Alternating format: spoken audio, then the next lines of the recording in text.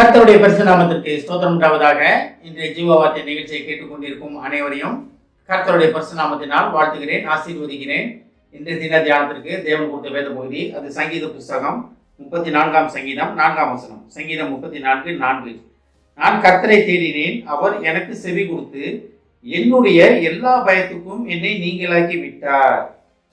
இன்றைய தினம் இதை கேட்டுக்கொண்டிருக்கும் அனைவருடைய பயங்களிலிருந்து தேவன் உங்களை நீங்களாக்கி விட்டார். நீங்களாக்கி விட்டார்னா நீங்களாக்கி விட்டு விட்டார். அதாவது இனி நாளைக்கு செய்ய போகிறேன், நாளைக்கு அடுத்த வாரம் செய்ய போகிறேன் அப்படின்லாம் கிடையாது. ஏற்கனவே இதெல்லாமே முடிந்து விட்டது. இந்த சங்கீதக்காரர் ரொம்ப அழகாக சொல்லியிருக்காரு.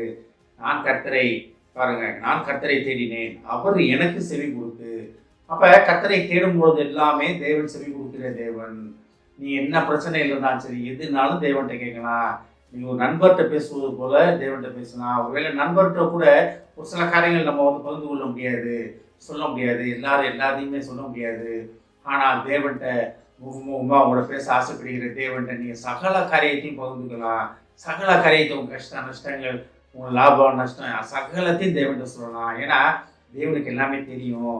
தேவன் ஆசைப்படுற ஒரு காரியம் என்னன்னா, எல்லாமே எனக்கு தெரியும், நான் தெரியாத மாதிரி எவ்வளோ நாள் நடிச்சுக்கிட்டு இருப்பேன்ற மாதிரி தான். வீட்டில் அப்பா அம்மா பிள்ளைங்க எங்கேயாச்சும் போய் ஊர் சுற்றிட்டு வருங்க. பிள்ளைகள் வீட்டுக்கு வந்தாலும் கேட்பாங்க, எங்கே போயிட்டு வந்தேன் அப்படின்னு. இந்த பிள்ளைய சொன்னால் நான் படிக்க போயிட்டு வந்தேன், ஸ்கூலுக்கு போயிட்டு வந்தேன். நானும் அப்பா அம்மாவுக்கு தெரியும், இது ஸ்கூலுக்கு பிள்ளைன்னு சொல்லி பார்த்தோன்னே தெரியும் இது சரியில்லை. நானாலும் இந்த பிள்ளை சொல்கிற பொய்யை நம்புவாங்கன்னா என்னென்னா, சரி நாளைக்காச்சும் தீர மாட்டானா அப்படின்னு. இதே தான் தேவனுக்கும் நமக்கு இருக்க உறவு. ஆனால் நீங்கள் ஆமாம் நான் இன்னைக்கு போகல, நான் இந்த மாதிரி போயிட்டு வந்தேன்னு சொன்னேன்னு வச்சுக்கிங்களேன், மனசில் வருத்தப்பட்டாலும் உங்களை திட்ட மாட்டாங்க. சரி என் பையன் என்கிட்ட உண்மையாக வச்சுருக்கானே, பொய் சொல்லாமல் என்ன பண்ணாலும் உண்மையாக இருக்கானே. இந்த நிலைமை தான் தேவனுக்கும் நமக்குள்ளுக்கு உறவு வேண்டும். அந்த உறவுல நம்ம நிலைத்திருக்க வேண்டும். ஏன்னா தேவனுக்கு நம்மளை தெரியும், என்ன செய்வோம், என்ன செய்ய போகிறோம், நாளைக்கு என்ன செய்வோம், நாளானைக்கு என்ன செய்வோம்னு.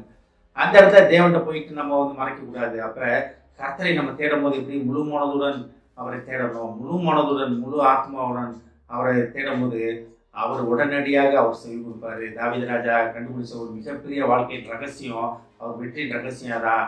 நான் கர்த்தரை தேடினேன், அவர் எனக்கு செவி கொடுத்து என்ன செவி கொடுத்து, அவர் என் எல்லா பயத்துக்கும் என்னை நீங்களாக்கி விட்டார், என்னுடைய எல்லா பயத்துக்கும்.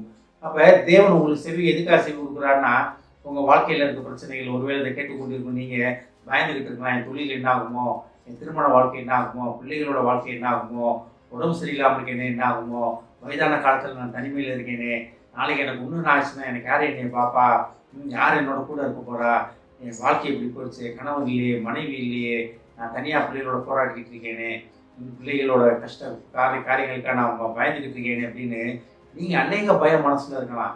கட்டாயம் எல்லாத்துக்கும் பயம் இருக்கும்.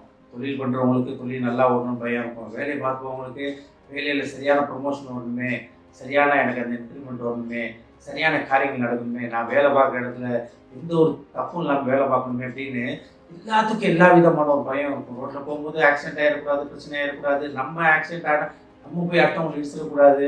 அநேக பயத்தோடு தான் நம்ம வாழ்ந்து கொண்டிருக்கிறோம். அந்த பயம் இல்லாட்டி வாழ்க்கையே கிடையாதுங்க. பயம் இருக்கணும் நமக்கு. நம்ம தவறு பண்ணிடுவேணும், தேவன் ஒரு திட்டத்தை விட்டு விலகி போயிடுவேணும், அந்த பயம் இருக்கணும். ஆனால் தான் தாவீது ராஜா ரொம்ப அழகாக சொல்கிறாரு, நான் கர்த்தரை தேடினேன், அவர் எனக்கு செவி கொடுத்து என்னுடைய எல்லா பயத்துக்கும் என்னை நீங்களாக்கி விட்டார். அப்போ கர்த்தரை தேடும் பொழுது நீங்கள் கர்த்தரை பேசுகிறவர்களாக காணப்படுவீங்க. அப்போ தேவனுடன் முகமுகமாக பேசும்போது தேவன் உங்களுக்குள்ள வழிகளை அவர் செவைப்படுத்தி விடுவார்னா நீ என்ன செய்யணும் செய்யக்கூடாதுன்றதை உங்களுக்கு அதிகாலையிலே சொல்லிடுவார். காலையில் அவசர தேவ சமூகத்தில் அமர்ந்திருக்கும் பொழுது அப்போ நீங்கள் எதை கண்டு பயப்பட தேவையில்லை. ஏன்னா உங்களுக்கு ஆலோசனை கொடுக்குறவர் சர்வ வல்ல தேவன், மனித ஆலோசனை கிடையாது. தெய்வ ஆலோசனையை கேட்டு நீங்கள் நடக்கும்போது உலக ரீதியான பயங்களிலிருந்து, உலக ரீதியான பிரச்சனைகளிலிருந்து தேவன் உங்களை அதி அற்புதமாக பாதுகாத்து உங்களை வழி நடத்துவார். ஒருவேளை இன்றைய தினம் நீங்கள் பயந்துக்கிட்டு இருக்கீங்களா, வாழ்க்கையில் கடந்த காலத்தை பற்றி பயந்துக்கிட்டு இருக்கீங்களா, வருங்காலத்தை பற்றி பயந்துக்கிட்டு இருக்கீங்களா, எதுக்கும் கவலைப்படாதீங்க.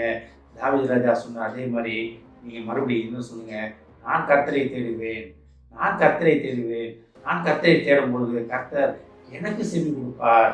எனக்கு செவி கொடுக்கறது மட்டும் இல்லாமல் என்னுடைய எல்லா பயத்துக்கும் என்னை நீங்களாக்கி விடுவிப்பார் அப்படின்னு நீங்கள் திருப்பி இதை சொல்லிக்கிட்டே இருங்க. கர்த்தர் உங்களோட பயங்களிலிருந்து பரிபூர்ண விடுதலை கொடுப்பதற்காக கர்த்தர் உங்கள் அன்றை காத்து கொண்டிருக்கிறார். ஜெபிப்போம். எங்களை அதிகமான அட்மிட் பண்ணோம் பிதாவே. கர்த்தாவே, நாங்கள் உண்மை தேடும் பொழுது நீர் எங்களுக்கு செவி கொடுத்து எங்களுடைய எல்லா பயத்திலிருந்து எங்களை நீங்களாக்கி விடுவிப்பேன் என்று சொன்ன மகா திருப்பியான வார்த்தைக்காக நன்றி ஆண்டவரே. ஏஸ்தாமே உலகத்தில் உள்ள பிரச்சனைகள், உலகத்தில் உள்ள காரியங்கள், உலகத்தில் உள்ள கஷ்டங்கள், போராட்டங்கள், குடும்பத்தின் காரியங்கள் அனைத்துக்கும் நாங்கள் பயந்து கொண்டு இருக்கிறோம் ஆண்டவரே. காரியம் என்ன ஆகுமோ, எப்படி நடக்குமோ, என்ன செய்ய போகிறோமோ, என்ன நடக்கிறது என்று தெரியாமல் புரியாமல் நாங்கள் தவித்துக் கொண்டிருக்கும் வேலையிலே தகப்பனே, நீர் எங்களுக்கு செவி கொடுத்து எங்கள் எல்லா பயத்திலிருந்து எங்களை நீங்களாக்கி விடுவித்து விட்ட மகா கிருபைக்காக நன்றி நன்றி நன்றி ஆண்டவரே. இதை கேட்டுக்கொண்டிருக்கும் ஒவ்வொருவரையும் முதுகத்தை தெரியணுமாப்பா, ஒவ்வொரு குடும்பத்தையும் முதுகத்தை தெரியணுமாப்பா.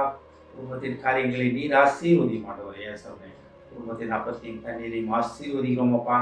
ஏசாமே அன்னையருக்கு அவர் உதவும் பாத்திரமாக கேட்டுக்கொண்டிருக்கும் ஒவ்வொரு குடும்பத்தையும் நீர் மாற்றி எடுத்து நிலைநிறுத்தியதுக்காக நன்றி ஆண்டவரே. வாய்த்தின் ஆவியை எடுத்து உற்சாகத்தின் ஆவியால் அவர்களை நிரப்பிய மகா கிருபைக்காக நன்றி ஆண்டவரே. ஆசீர்வதிக்கும் இயேசுவின் மூலமாய் கேட்கிறேன் நல்ல பிதாவே, ஆமென். கர்த்தர் உங்களை ஆசீர்வதிப்பாராக.